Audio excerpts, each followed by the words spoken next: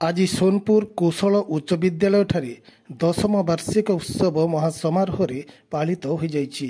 ଏହି ଉତ୍ସବରେ ମୁଖ୍ୟ ଅତିଥି ଭାବରେ ସୋନପୁର ବିଧାୟକ ତଥା ପୂର୍ବତନ ଅର୍ଥମନ୍ତ୍ରୀ ଶ୍ରୀ ନିରଞ୍ଜନ ପୂଜାରୀ ଯୋଗଦେଇ ଭଲ ମଣିଷ ହେବାକୁ ପ୍ରେରଣା ପ୍ରଦାନ କରିଥିଲେ।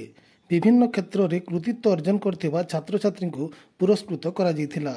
ସମ୍ମାନିତ ଅତିଥି ଭାବରେ ପୂର୍ବତନ ନିଗମ ଅଧ୍ୟକ୍ଷ ଅଭିମନ୍ୟୁ କୁଶଳ, ସମାଜସେବୀ ତଥା ସ୍କୁଲ ସଭାପତି ଶ୍ରୀବତ୍ସ ମଲ୍ଲିକ ଯୋଗ ଦେଇଥିଲେ।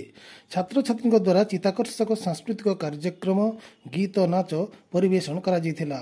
ସେହିପରି ସନ୍ଧ୍ୟା ସାଂସ୍କୃତିକ କାର୍ଯ୍ୟକ୍ରମରେ ସୋନପୁର ଉପଜିଲ୍ଲାପାଳ ଡକ୍ଟର ସୌମ୍ୟା ରୂପା ରଥ, ସୋନପୁର ଏଡିଇଓ ମଞ୍ଜୁଲତା ଭୋଇ ଯୋଗଦେଇ ଛାତ୍ରଛାତ୍ରୀଙ୍କୁ ଦିଗ୍ଦର୍ଶନ ଦେଇଥିଲେ।